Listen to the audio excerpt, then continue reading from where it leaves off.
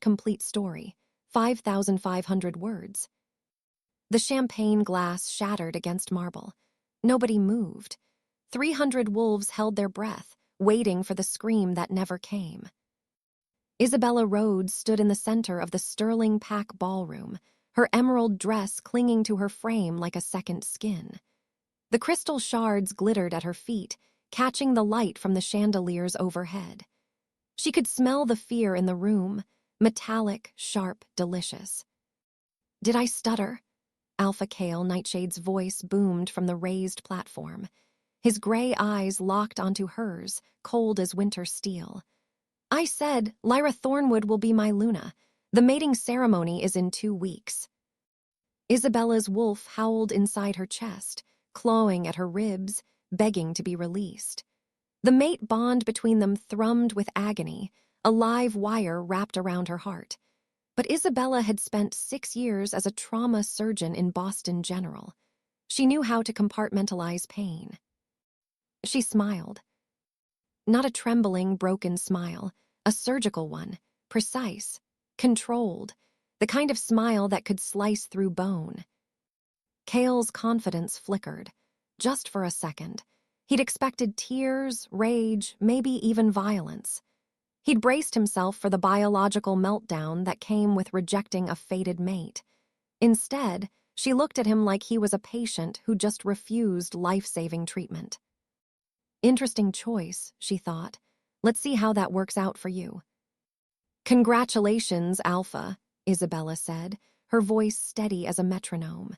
She bent down, picked up the largest shard of glass, and placed it deliberately on the bar. "I hope she's worth the treaty." She turned on her heel. The crowd parted like water. She could feel their eyes burning into her back, waiting for the collapse. But Isabella Rhodes didn't collapse. She walked out of the ballroom with her spine straight and her head high, leaving Kale staring after her with a pit opening in his stomach. The first thing she did was vomit. The private bathroom in the East Wing became her confessional. She knelt on cold tile, her body purging what her mind refused to process. When there was nothing left, she rinsed her mouth, splashed ice water on her face, and looked at herself in the mirror. Her wolf whimpered, curling into a ball of misery. "Get up," Isabella whispered to her reflection. "We're not done yet." She pulled out her phone. Her hands didn't shake as she dialed. "Marcus," she said when the line connected. "It's me. I need the Seattle apartment ready by midnight, and activate the secondary account." "Bella," her brother's voice crackled with concern. "What happened?" Kale chose the Thornwood Alliance. Silence. "I'm going to kill him," Marcus growled. "No, you're not." Isabella's voice was ice. "You're going to help me disappear. Can you do that?" "Always." She hung up. 30 minutes. That's all she had before Kale finished his political theater and came looking for her. She moved through the penthouse like a ghost, packing only what mattered. Laptop. Passport. The flash drive containing 6 years of encrypted research. The locket her mother gave her before the rogue attack. She left the diamond bracelet Kale had given her on the nightstand. Next to it, she placed a single note written on prescription paper. "Don't look for me. You made your choice." The mate bond screamed as she walked away. She built a mental wall, brick by brick, sealing off the connection. It wouldn't break the bond completely. Only mutual rejection could do that, but it would muffle it enough to function. In the ballroom, Kale stumbled mid-speech. His hand flew to his chest as Isabella's presence in his mind went suddenly, horrifyingly silent. "Alpha," Lyra touched his arm, her blonde hair cascading over her shoulders. "Are you all right?" "I need—" He couldn't finish. The warmth he'd felt for 6 years, the constant hum of Isabella's emotions, had vanished like someone cut the power. He ran. He burst into their penthouse, calling her name. The silence that greeted him was absolute. He found the note, the bracelet, the empty closet. And then he found the ring. His grandmother's ring, the one he'd promised to give Isabella when he made her his official Luna, sat at the bottom of a glass of water on her nightstand, dissolving slowly, deliberately drowned. Kale Nightshade, alpha of the most powerful pack in the Pacific Northwest, fell to his knees and howled. 3 years later, Portland, Oregon. Dr. Iris Blackwell adjusted her surgical loops and made the first incision. The werewolf on her table was dying, silver poisoning spreading through his bloodstream like wildfire. Most surgeons would have declared him unsavable. Most surgeons didn't have her training. "Suction," she commanded. Her team moved in perfect sync, a ballet of precision and trust. Iris wasn't Isabella anymore. She'd killed that name the night she left Seattle.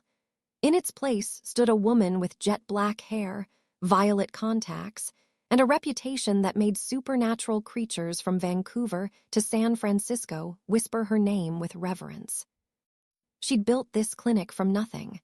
The sanctuary, they called it, neutral ground where any supernatural could receive treatment, no questions asked.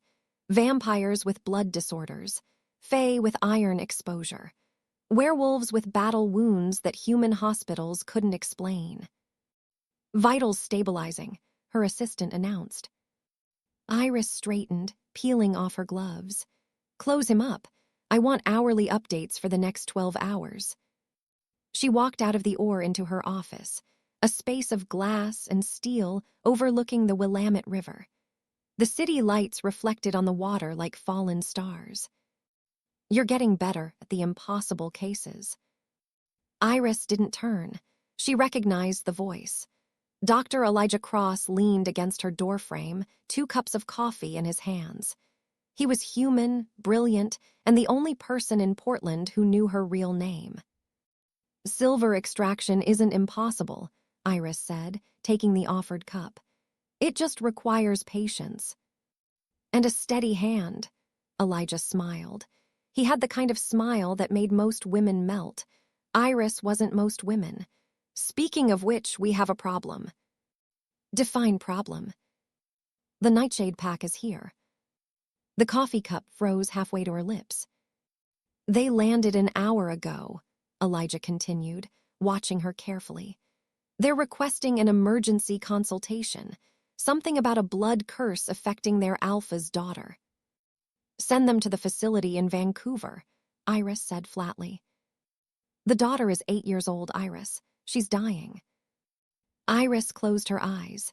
In her mind, she saw a little girl with dark curls who used to bring her wildflowers from the Pack Gardens. Luna, Kale's daughter with his deceased first mate. "Reject the request," Iris said. "I already scheduled them for tomorrow morning." Iris spun around. "You what?" Elijah set down his coffee, his expression serious. "You've never turned away a child. I'm not letting you start now, even if the person asking is the man who broke your heart." "He didn't break my heart," Iris corrected. "He traded it for a political alliance. There's a difference." "Then prove it," Elijah challenged. "See him, save the girl, show him exactly what he lost." Iris looked out at the city. Somewhere out there, Kale was waiting. The mate bond, dormant for 3 years, suddenly pulsed. He was close. So close she could almost smell pine and winter rain. She turned back to Elijah, her violet eyes hard as amethyst. "Fine, schedule them for 9 a.m. sharp. And Elijah?" "Yes." "Triple my fee." The conference room was deliberately intimidating. Floor-to-ceiling windows, sterile white walls, a glass table that reflected every micro-expression. Kale Nightshade sat across from the empty chair, his bait a Marcus, Iris's brother, beside him. Marcus had been forced to return to the pack after their father's death, a detail that made this reunion even more complicated. "She's late," Kale growled. "She's making a point," Marcus replied coolly. "Be grateful she agreed to see you at all." The door opened. Kale stood automatically, alpha training overriding his nerves. The woman who walked in stole the breath from his lungs. She wore a white lab coat over a crimson dress. Her black hair was cut in a sharp bob. Violet eyes assessed him with clinical detachment. But underneath the disguise, the hair dye, the contacts, the expensive perfume, he recognized the scent. Vanilla and rain. Isabella, he breathed. Dr. Blackwell, she corrected, her voice colder than Seattle winter.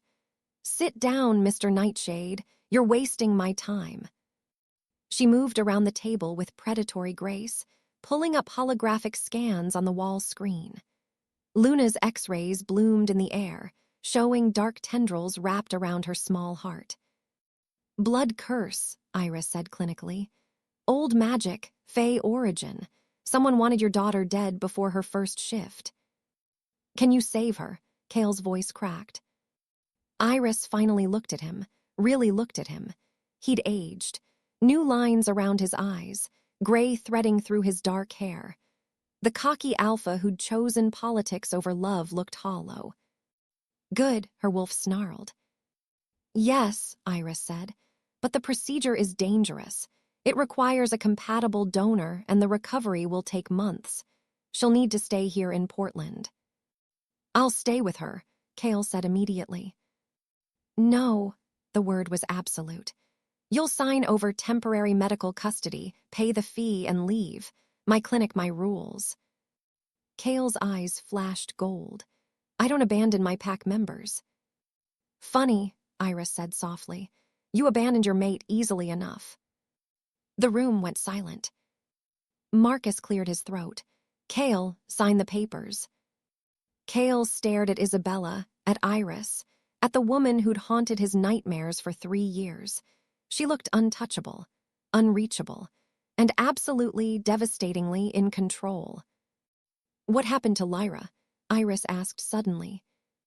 Kale flinched. She died, childbirth complications, 2 years ago.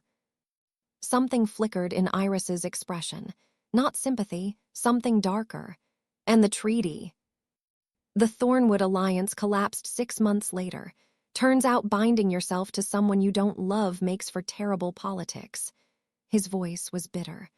I lost everything, Isabella, the treaty, my mate, and you. You lost me the moment you chose her, Iris corrected. She slid a contract across the table. Sign here, the fee is $10 million. That's extortion. That's the price of my expertise. She leaned forward. You came to me, remember? If you can't afford it, there's a clinic in Vancouver. I'll pay, Kale interrupted. He signed with violent strokes. Iris collected the contract. Luna will be in surgery tomorrow at 6 a.m. You have 12 hours to say goodbye. After that, I don't want to see you in my hospital until I call you. She turned to leave. Wait, Kale called. She stopped but didn't turn around. Do you hate me? He asked quietly. Iris looked back over her shoulder. The violet contacts couldn't hide the pain underneath. No, she said. I just don't feel anything for you anymore, and somehow I think that's worse. The door closed behind her. Kale sat in the empty conference room, staring at his trembling hands. He'd expected anger, tears, drama. Instead, he got the cold, professional indifference of a woman who'd moved on. And it destroyed him. The surgery took 14 hours. Iris worked with the focus of a warrior in battle, extracting the Fey curse thread by thread from Luna's tiny heart. When she finally closed the incision, her hands were steady, but her soul felt scraped raw. She's stable, Elijah announced, checking the monitors. Iris nodded, pulling off her mask. She walked to the observation window where Kale stood, separated by glass. She pressed the intercom button. She'll live, but she needs rest. Go home, Alpha. I can't leave her, Kale said, his voice breaking. You don't have a choice. Iris released the button. But Kale didn't leave. He slept in the waiting room. He paced the hallways. He existed in a state of suspended terror, waiting for updates. On the 3rd day, Iris found him in the hospital chapel. He was sitting in the front pew, his head in his hands. "She's awake," Iris said from the doorway. "Asking for you." Cale's head snapped up. Relief flooded his features. Thank you, Isabella." "Dr. Blackwell," she corrected automatically. "Right," he stood, hesitating. "Can I ask you something?" "You have 2 minutes." "Why did you really come back?" Cale asked. "Not just to Portland. Why did you become this?" He gestured to her white coat, her carefully constructed armor. Iris was silent for a long moment. "Because you taught me that love isn't enough," she finally said. "You taught me that power, money, and control are what matter, so I built all 3. And now I don't need anyone, especially not you." "I was wrong," Cale said, stepping closer. "About everything. Lyra, the treaty, choosing politics over you. I've spent 3 years regretting that night." "Regret doesn't erase the past." "I know." He reached into his pocket, pulling out a familiar platinum band. Isabella's breath caught. It was her ring, the one she'd drowned. "I pulled this out of the water the night you left. I've carried it every day since." He held it out to her. Iris looked at the ring, then at Cale. Then she did something unexpected. She laughed. It wasn't cruel, it was just sad. "You still don't get it," she said, shaking her head. "I don't want the ring, Cale. I don't want the title. I don't want to be the Luna who waits at home while you play king. I built a kingdom of my own." "Then let me be part of it," Cale said desperately. "I'll move to Portland. I'll step down as alpha. I'll do whatever it takes." "You'd give up your pack." "I already lost what mattered most." Iris studied him. The desperation in his eyes was real. The regret, genuine. But she'd spent 3 years building walls for a reason. "Luna needs 6 months of recovery," Iris said finally. "During that time, you're welcome to visit on weekends. We'll see how that goes." "That's it?" Cale asked. "That's all I get?" "That's more than you deserve," Iris replied, but her voice was softer now. "You want me back, prove it. Court me, earn me, show me you've changed." She walked to the door, pausing in the threshold. "Oh, and Cale." "Yes." "Bring coffee. I like it black with 2 sugars. Don't be late." For the first time in 3 years, Cale Nightshade smiled. 6 months later. The sanctuary's rooftop garden had become their sanctuary. Every Saturday, Cale would drive 3 hours from Seattle, bringing coffee, Luna's favorite books, and a desperate hope that maybe, just maybe, Isabella would let him in. Tonight, the Portland sky was clear. Stars scattered across the darkness like diamond dust. "She's fully healed," Iris said, standing at the railing. She'd stopped wearing the violet contacts around him. Her natural brown eyes reflected the city lights. "You can take her home next week." Cale stood beside her, careful not to touch. "And us." "There is no us," Iris said, but she didn't move away. "There could be," Cale's voice was quiet, "if you'd let me try." Iris turned to face him. "You broke me, Cale. You shattered me into so many pieces I had to rebuild myself from scratch. Do you have any idea what that feels like?" "Every single day," Cale said, his gray eyes intense. "I feel it every time I reach for you in my sleep and you're not there. Every time I smell vanilla and think it's you. Every time I look at Lyra's grave and realize I married someone I didn't love because I was too proud to choose my heart. And now. Now I'm choosing you," Cale said. "Even if you never choose me back, even if all I get is coffee on Saturdays. You're it for me, Bella, you always were." Iris felt the mate bond stir. It had never truly died, just hibernated. Now it pulsed with possibility. "I'm not moving to Seattle," she said. "I know. I'm not giving up my clinic. I wouldn't ask you to. And I won't be some quiet Luna who smiles for the cameras." "Good," Cale smiled. "I don't want quiet, I want you. Messy, brilliant, terrifying you." Iris searched his face, looking for the lie. the political calculation, the ulterior motive. All she saw was truth. "One date," she said finally. "One real date, not coffee in a hospital cafeteria. You plan it. Surprise me. If I'm not impressed, you go back to Seattle and we're done." "Deal," Cale said immediately. And Cale. "Yes. If you ever choose politics over me again, I won't just leave. I'll make sure you regret it for the rest of your very long life." Cale laughed. It was the first genuine sound of joy he'd made in years. Noted. As he drove home that night, the platinum ring burning in his pocket, Cale Nightshade realized something profound. He'd spent years ruling a pack, commanding loyalty and building empires. But the most powerful thing he'd ever done was lose the woman who taught him that sometimes the king needs to kneel. And he would kneel for the rest of his life if it meant earning back her smile. Epilogue, 1 year later. The headline in the Supernatural Chronicle read, "Alpha Nightshade steps down, moves to Portland for mysterious surgeon." Isabella, no longer hiding as Iris, read it over breakfast, sipping her coffee. Cale walked in, pressing a kiss to her temple. "You're trending," he said, amused. "We're trending," she corrected. On her left hand, a platinum band caught the morning light. Not the old ring, a new one she'd chosen. "Any regrets?" Cale asked. Isabella looked at her clinic through the window, at the life she'd built, at the man who'd spent a year proving he'd changed. "Just one," she said. Cale's face fell. "I regret not making you grovel longer." She smiled, a real smile, warm and genuine. "You got off easy." Cale laughed, pulling her close.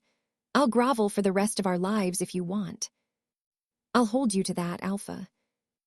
And somewhere in the Seattle penthouse that Cale had finally sold, a ghost of the girl in the green dress smiled. She'd survived the worst heartbreak imaginable. She'd rebuilt herself into something stronger, sharper, and infinitely more powerful. She'd gotten her cold smile. And in the end, she'd gotten everything else too. The end.